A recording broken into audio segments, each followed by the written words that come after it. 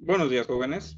Les doy la bienvenida a nuestra séptima sesión virtual de la asignatura de Biología 1 para el periodo 2020-2021 con los grupos del segundo A, segundo B, segundo C, D, E y nocturno. Ahora, espero que hayan pasado un agradable fin de semana, que hayan disfrutado su puente, el Hanal Pishan, el Día de Muertos, lo que festejen, y pues que hayan aprovechado este tiempo para distenderse un poco para avanzar con sus tareas. Ahorita ya estamos a miércoles, la última vez que tuvimos clase fue la semana pasada, así que pues vamos a empezar con nuestras clases. Pero antes de eso, un breve aviso. Ya terminó el mantenimiento de la plataforma de Google Classroom, ¿de acuerdo? Esto quiere decir que ya podemos continuar con la entrega de tareas como habíamos estado haciendo hasta antes. Entonces, por favor, aquellos de ustedes que en la plataforma, todavía no tengan su calificación asignada de alguna asignatura y que no aparezca como entregado, por favor, tómense el tiempo para volver a subir sus tareas. Si ya le habías tomado la foto, solamente me vuelves a enviar el documento por Google Classroom. ¿Okay? Es importante que todas sus tareas estén subidas en el Google Classroom. Ya no les debe dar ningún error. Si les da algún error, me avisan y lo checamos, ¿de acuerdo? Esto aplica aunque me hayas enviado tu tarea al Gmail o me la hayas enviado por el WhatsApp. Necesito que tus tareas estén en el Google Classroom. Entonces, por favor, verifiquen que tengan sus tareas subidas. Si te falta alguna, sobre todo de la última tarea que casi nadie la pudo subir, las subes. No se preocupen por la fecha de entrega. Eso no se va a tomar en cuenta por esta ocasión por el problema que tuvimos. Entonces, igual pues me disculpo por las complicaciones y el estrés que les haya podido ocasionar. La verdad es que pues todos estamos aprendiendo a utilizar todo este relajo de las plataformas y la educación en línea y pues, es parte del proceso de aprendizaje. Así como cuando ustedes se equivocan en clases y yo les doy la oportunidad de que lo van a intentar, pues también nosotros tenemos que aprender, no hay otra. Entonces, fuera de eso, suban sus tareas y seguimos adelante. Otra cosa, vamos a empezar con un tema nuevo durante la sesión de hoy. Eso tiene dos cosas que tienen que tener en cuenta. Uno, les pido por favor que tengan a la mano su libreta, su pluma y todo. Recuerden que cuando es un tema nuevo muchas veces digo varias cosas que no aparecen escritas en la diapositiva. Entonces es importante que tengan esas notas porque a veces eso que digo es importante y si no lo tomas un apunte o buscas alguna manera de tenerlo a la mano, luego cuando tengas la duda, lo que vas a tener que hacer es volver a ver el video y pues no se trata, digo, a mí no me molesta que vuelvan a ver el video, pero imagino que a veces van a estar con un poco de prisas como para estar buscando qué video fue y en qué minuto lo dije. Entonces, por favor, preparen una libreta. Y lo otro, pues es que la sesión de hoy va a ser un poco cortita, porque es una introducción, y vamos a tener una tarea al final de ella. Así que quédense hasta el final. Ahora, vamos a empezar ya. Terminaron los avisos. Voy a preparar la pantalla. Muy grande. Ahí está. Ahora sí. Ya durante las sesiones previas de la semana anterior, hablamos un poco acerca de todos los aspectos que están involucrados en el metabolismo y sobre todo de los aspectos químicos que regulaban el metabolismo. Estamos hablando, por supuesto, de las enzimas, las hormonas y las vitaminas. Ahora vamos a hablar de los procesos como tales, es decir, la sesión de hoy va a ser la introducción al tema de procesos bioquímicos en los seres vivos. Ahora, vamos a empezar con algunas premisas básicas. Para empezar, todo esto ya lo sabemos. El mantenimiento del estado de vida de un ser vivo, de un organismo, depende de un montón de reacciones físico-químicas, bioquímicas, etc, etc. Eso ya lo tenemos bien establecido. Y además también entendemos que muchas de estas reacciones que estamos hablando se pueden englobar de manera general en un gran fenómeno conocido como el metabolismo. ¿Ok? Ahora, durante las próximas sesiones nos vamos a centrar en dos de esos procesos metabólicos que destacan entre los demás en cuanto a su importancia, su amplitud y también un poco en su facilidad de entenderlas. Y esto nos va a servir como una introducción, como ya les había comentado, para más adelante poder abordar el tema de la bioquímica como tal, cuando estén en el quinto semestre y toman la optativa de biológicas. y que no se me pierdan tanto, porque es bastante. Ahora, esos dos procesos que yo les dije son la nutrición y la respiración. Esos dos procesos vamos a ver durante esta sesión y la próxima sesión. Y de hecho, las próximas dos sesiones, toda esta semana vamos a estar hablando de esto. Vamos a empezar con la nutrición. Vamos a ver de manera general qué es cada una de estas. Para empezar, hay que tener bien claro que cuando estamos hablando de nutrición en el aspecto biológico y bioquímico, no estamos hablando a la ciencia biomédica, ¿ok? No es lo mismo que tú me digas nutrición como si me lo estuviera explicando un nutricionista, que te va a hablar de que tienes el plato del buen comer y las frutas y las verduras y las calorías, ¿ok? Eso es nutrición desde el punto de vista de la biomédica. Nosotros vamos a ver la nutrición desde el punto de vista bioquímico, el proceso. Y no vamos a estar limitados solamente a la nutrición humana. Vamos a ver la nutrición como un proceso que todo ser vivo tiene que llevar a cabo. Entonces, esa definición queda de esta forma. Se define desde el punto de vista bioquímico a la nutrición como el proceso mediante el cual un ser vivo obtiene del exterior los materiales que a partir de ahora los vamos a conocer como nutrientes, ¿okay?, necesarios para mantener su homeostasis y cumplir todas sus funciones fisiológicas, entiéndase el crecimiento, la reproducción, el desarrollo, etc, etc, etc. Ahora, dependiendo de la fuente y el mecanismo por el cual los seres vivos obtengan estos nutrientes, el tipo de nutrición se puede clasificar en dos tipos: la nutrición autótrofa y la nutrición heterótrofa. Vamos a ver un poquito de cada uno.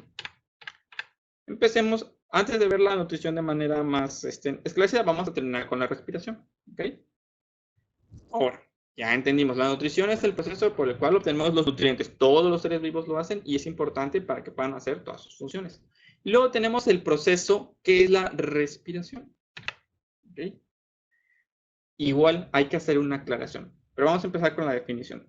Fundamentalmente, la respiración, y entre paréntesis pongo ahí celular porque podemos especificar respiración celular, pero aunque solo digamos respiración, estamos hablando de la respiración celular. La respiración es el proceso que sucede en el interior de todas las células vivas, mediante el cual estas células obtienen energía. Y lo hacen a partir de la descomposición de un sustrato orgánico. Por ejemplo, en el caso de los seres humanos, nuestro sustrato orgánico se llama glucosa, pero cada diferente ser vivo tiene diferentes sustratos orgánicos. Cada uno aprovecha diferentes formas de la materia orgánica. Ahora, ¿por qué les digo que hay que hacer una aclaración? Tal vez muchos de nosotros entendemos la respiración como estoy respirando, ¿no? Es un término que se utiliza coloquialmente para el acto de ventilación, ¿de acuerdo? El intercambio de gases que tenemos como seres humanos a través del sistema respiratorio con la atmósfera del exterior. Liberamos dióxido de carbono, tomamos oxígeno. Y comúnmente se le llama respiración. Pero de hecho, ese uso del término desde el punto de vista de la ciencia es incorrecto. Es un coloquialismo y todo el mundo lo usa, pero científicamente no es correcto. Ese proceso de se llama ventilación.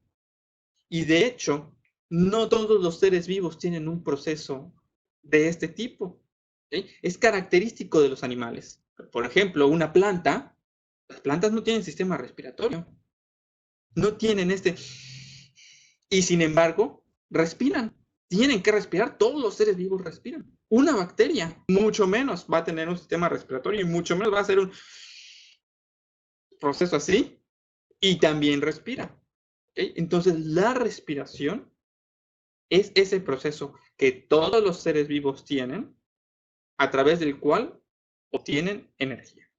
¿Okay? A partir de ahora, ustedes, estudiantes, aprendices de biología de segundo año, tercer semestre de preparatoria, deben de conocer la diferencia entre una cosa y la otra. Así como cuando les dije la diferencia entre lo que es la nutrición desde el punto de vista de la biomédica y lo que es la nutrición desde el punto de vista bioquímico. Ustedes ya no tienen una excusa para quedarse encasillados en un conocimiento que no es correcto. Claro, si estás hablando con una persona que no tiene por qué saberlo, pues no lo vas a estar presumiendo. Pero si estás hablando con, por ejemplo, con un maestro o algo así, pues sí tienes que expresarte correctamente. Esto es la ventilación. Lo que hacen todas las células para obtener energía, respiración. Entonces, habiendo aclarado esto, vamos a continuar con el tema. Aquí vemos en la imagen, ¿no? Por ejemplo, que la respiración tiene lugar en el organelo de todas las células llamado la mitocondria. Cada diferente tipo de ser vivo tiene el sitio y la parte de las células donde tiene lugar esa respiración. Por ejemplo, las células no tienen mitocondria, pero también tienen una parte donde se realiza este trabajo. Entonces, hay que aclarar que el proceso de intercambio de gases con la atmósfera, donde tomamos oxígeno y liberamos dióxido de carbono, sí tiene que ver con la respiración. ¿Por qué? Porque para que la respiración, por ejemplo, en un organismo aerobio pueda tener lugar, se requiere del oxígeno y la ventilación es el mecanismo mediante el cual el cuerpo obtiene ese oxígeno. Pero solo es una parte de esto. Entonces, de acuerdo a los requerimientos que se requiera, que el proceso de respiración de un organismo específico requiera para poder llevar a cabo este proceso, la respiración también puede ser de dos tipos principales. Tenemos la respiración aerobia y tenemos la respiración anaerobia. ¿Ok? Ahora, vamos a utilizar el resto de esta sesión para hablar acerca específicamente de la nutrición. Y vamos a abordar todo esto de la respiración aerobia y la anaerobia en una sesión posterior. Pero es importante que tengan claro esto. Ahora sí, vamos a hablar de la nutrición autótrofa. Esta ya la debemos conocer. De hecho, hablamos de ella en varias clases. Ya deben de tener una idea de a qué se refiere.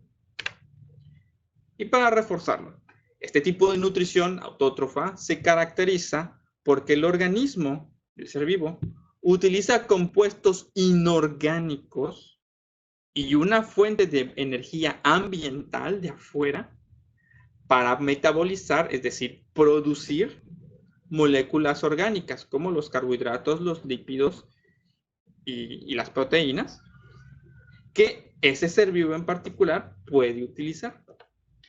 ¿Cómo se dice esto comúnmente en biología o en ciencias naturales? Se dice que los organismos autótrofos fabrican su propio alimento. Toman compuestos inorgánicos, cosas que no son orgánicas, como la tierra, por ejemplo. En la tierra es inorgánica, las rocas son inorgánicas, el agua, los gases del ambiente, todo eso es inorgánico, no forma parte de un ser vivo. Es tierra y es piedra y polvo y agua y minerales. Y lo toman y lo utilizan para crear partes de un ser vivo. Eso es lo que hace tan interesantes a los organismos autótrofos. Y su fuente de energía es una genialidad, porque utilizan energía de afuera de ellos. La mayoría de los organismos autótrofos, por ejemplo, podemos hablar que utilizan la energía del Sol. Hay una estrella que se encuentra lejísimos del planeta Tierra y que su radiación llega hasta aquí y eso es lo que están aprovechando. Eso es lo que hace los organismos autótrofos tan interesantes, tan independientes, y por eso se dice que fabrican su propio alimento en lugar de buscarlo por otras partes. Entonces, hablemos un poquito acerca de cómo funcionan los organismos autótrofos. Partiendo desde la premisa que todos los seres vivos, al menos en nuestro planeta y en nuestra realidad, tienen como elemento estructural básico el carbono, los organismos autótrofos obtienen todo el carbono que necesitan del dióxido de carbono de la atmósfera. ¿Se acuerdan? Esa molécula CO2, un carbono con dos oxígenos. Entonces, se podría decir que toman el dióxido de carbono de la atmósfera y extraen el carbono que se encuentra ahí. Y eso es lo que utilizan para obtener carbono. Además, ese carbono se combina en el interior de ese ser vivo autótrofo con agua y sales minerales y otras sustancias inorgánicas del del suelo y lo utilizan para producir carbohidratos y otras moléculas orgánicas, tales como las proteínas y los lípidos. De ahí es donde vienen todas las cosas que necesitan. Además, respecto a la fuente de energía, los autótrofos son bien interesantes, porque se conocen dos tipos distintos. Uno pensaría que solo las plantas y que solo la energía del sol provee la energía para los organismos autótrofos, pero no.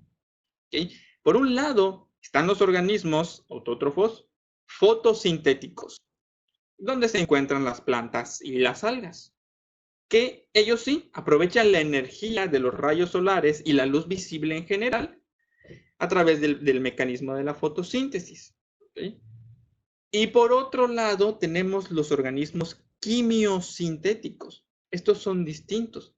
En este grupo se encuentran muchas bacterias. Muchas de las bacterias caen aquí y que ellos utilizan compuestos inorgánicos tales como el anhídrido sulfuroso, los cuales los oxidan y a partir de ellos obtienen la energía. ¿Okay? ¿Dónde encontramos este tipo de organismos? Por ejemplo, en las grandes profundidades submarinas.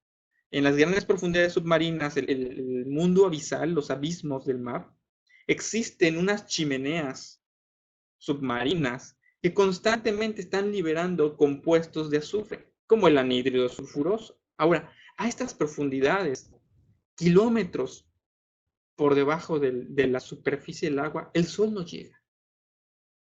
Los organismos que viven ahí, por lo tanto, no cuentan con esa fuente de energía. Y sin embargo, hay vida. No porque no llegue el sol, la vida se detiene. Es donde entonces los organismos buscaron otras formas de obtener la energía. Y es donde vienen los quimiosintéticos, como las bacterias que utilizan el anhídrido sulfuroso que sale de estas chimeneas submarinas. Es su fuente de energía. Y hay otros organismos quimiosintéticos que utilizan otras sustancias químicas. Entonces, así es como los organismos autótrofos obtienen su energía. Pueden ser fotosintéticos o pueden ser quimiosintéticos. Vamos a hablar ahora un poquito acerca de la nutrición heterótrofa. Un poquito más conocida, un poquito más familiar para nosotros.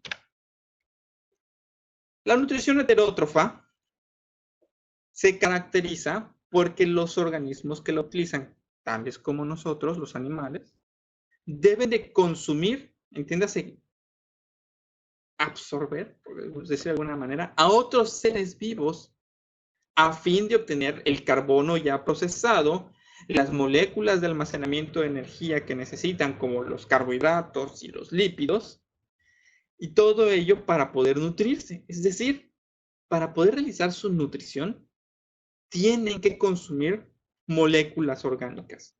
¿Y de dónde sacas moléculas orgánicas? De otro ser vivo. Así es como los heterótrofos obtienen sus nutrientes, de un ser vivo distinto de ellos. Además, este tipo de nutrición también se distingue por un proceso adicional que hace falta para poder ser funcional, que es la digestión. Aunque ahorita vamos a ver que no absolutamente todos los organismos heterótrofos tienen una digestión como tal. Existen unos pocos que son bien especiales que pueden aprovechar directamente los recursos. Vamos a profundizar un poquito más en esto. Así como los autótrofos tenían dos grupos distintos, los heterótrofos también tienen dos grupos distintos. Por un lado están los organismos heterótrofos osmótrofos. Por favor, espero que estén apuntando todos esos términos, ¿okay? Porque son un montón de términos, es una introducción, es importante que tengan su libreta. Están los osmótrofos, donde se incluyen los hongos y muchas bacterias, y así como hay bacterias heterótrofas, hay bacterias autótrofas y viceversa. Muchas bacterias son heterótrofas, osmótrofas y también los hongos. Y estos se nutren absorbiendo los nutrientes, los compuestos orgánicos que necesitan, directamente a través de las membranas celulares. Entonces, ¿cómo funciona esto? Como estos organismos están en un contacto cercano e íntimo con su fuente de alimentación, por ejemplo, aquí el hongo, vemos el ejemplo del hongo conocido, común y corriente. Puede parecer que este hongo está creciendo en la tierra y que se está alimentando como las plantas, ¿no? De agua y de tierra, pero no, en realidad está creciendo encima de la materia vegetal muerta, hojas muertas, animales muertos que están en el suelo ahí descomponiéndose. En la imagen vemos claramente que hay un tronco que se está pudriendo y el hongo está creciendo sobre él. Ahora, ese tronco que se está pudriendo era un ser vivo, en algún punto fue un ser vivo y es una fuente de compuestos orgánicos que el hongo puede aprovechar. Entonces sí está absorbiendo a un ser vivo distinto, en este caso la planta, el tronco de la planta. Y como está en un contacto tan directo, literalmente está creciendo encima de ello, las células del hongo, que se llaman hifas, están en contacto con su alimento. Entonces la alimentación sucede a través de la membrana de las células del hongo en contacto con el alimento. Y así es como se nutren. Hay un transporte celular de nutrientes de la fuente de alimentación, donde está creciendo, hacia el interior del organismo. Y nos saltamos todo el proceso de digestión, y no necesitan un sistema digestivo, no necesitan nada más. En el interior de la célula, sí, los nutrientes van a sufrir transformaciones. Claro, porque los compuestos orgánicos de una planta y los compuestos orgánicos de un hongo son distintos. Tienen que haber transformaciones. Pero la transferencia es así. Las bacterias es el mismo caso. Las bacterias donde crecen, donde hay alimento. Un moho es el mismo caso. Entonces, por eso pueden funcionar a través de la ósmosis o algún otro tipo de transporte a través de membranas celulares. Luego tenemos, por el contrario, los organismos heterótrofos fagótrofos, que incluye animales y los protozoarios. Estos organismos deben comer partes de otro ser vivo. ¿Okay? Deben ingerirlos, deben introducir el pedazo de ser vivo a su cuerpo. Y es el proceso que comúnmente conocemos como comer. ¿Okay? Y deben procesar todas estas partes del ser vivo en su interior a través de un sistema especial que es el sistema digestivo. Entonces, estos son los dos tipos de nutrición heterótrofa, los osmótrofos y los fagótrofos. Ahora, todo esto presenta una interacción entre los diferentes tipos de organismos, que si los autótrofos, que si los heterótrofos, muy interesante, que se viene a conocer como la cadena alimenticia, que el nombre correcto es la cadena trófica. Durante la próxima sesión, la sesión de la siguiente clase, vamos a hablar un poquito de esa cadena trófica. Solo vamos a hacer una introducción a ello y vamos a hablar de un proceso muy importante que es la fotosíntesis. ¿Verdad? Entonces, con esto terminamos esta introducción. En la próxima clase hablaremos de la fotosíntesis y un poquito de la cadena trófica y ya luego seguiremos con la respiración. Pero hoy les voy a dejar una tarea. Y esta va a ser la última tarea de este bloque. Pueden estar contentos por eso. ¿Okay? Esta es la cuarta tarea de este bloque, va a ser la última y después de eso solo les va a quedar su proyecto. Pero eso se los voy a explicar más adelante. ¿Okay? Entonces, ¿qué me van a hacer de tarea? Algo muy sencillo, algo a lo que están acostumbrados y que ya deben de saber hacer. Me van a hacer un breve reporte de investigación acerca de la diabetes. ¿Okay? Así de simple. Sabemos que un reporte de investigación debe tener, ya lo deben de saber, pero de todos modos, por si las dudas, para que no me digan, no lo dijo, se los digo. Debe tener una portada. La portada debe incluir nombre, grado, grupo, asignatura, título del trabajo y fecha de entrega. No es necesario que tenga mi nombre, pero sí es necesario que tenga su nombre de ustedes completito, con los dos apellidos en el orden en el que está en su acta de nacimiento, por favor, y los nombres también. Además debe de tener una introducción, un desarrollo y una conclusión. ¿Qué tiene que tener la introducción?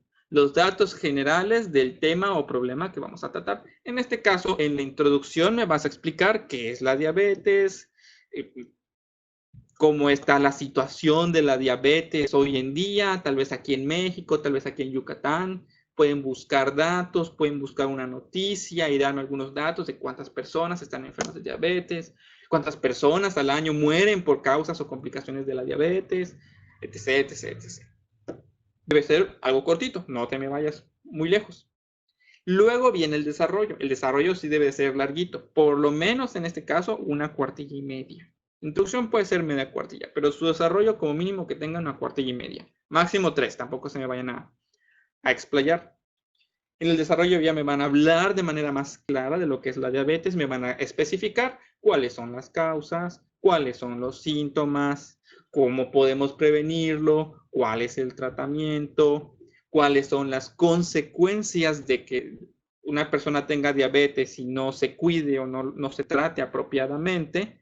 Y por supuesto, las medidas que ustedes pueden llevar a cabo para prevenir.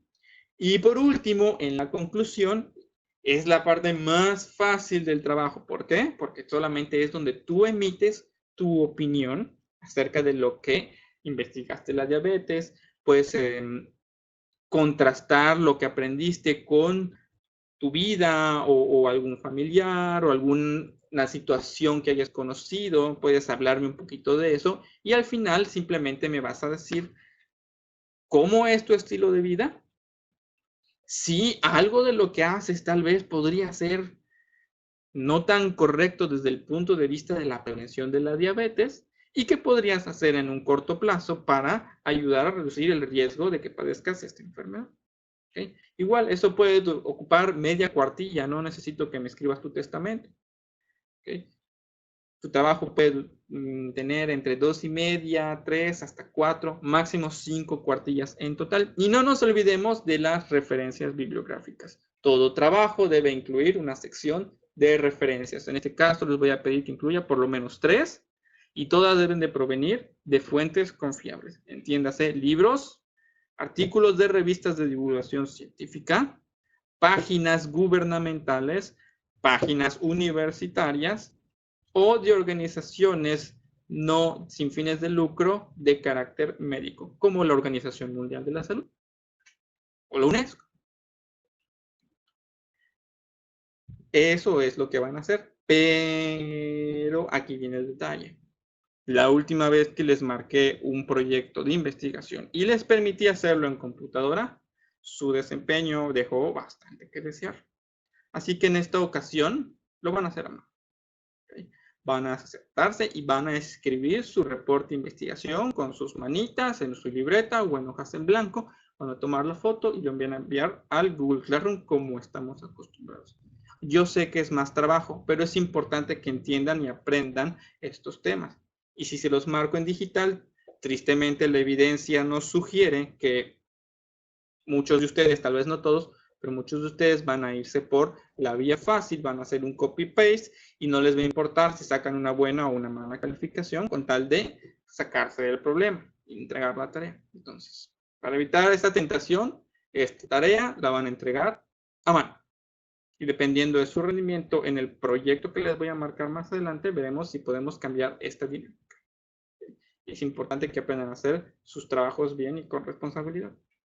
Entonces, eso sería todo, esa es su tarea. La van a entregar, ahorita les digo,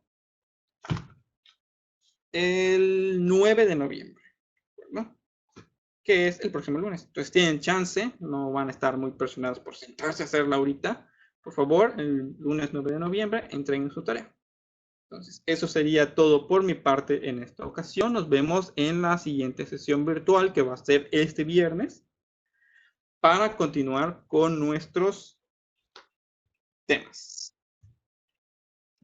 Que tengan un bonito día, tarde o noche. Yo con esto me despido. Hasta luego, chicos.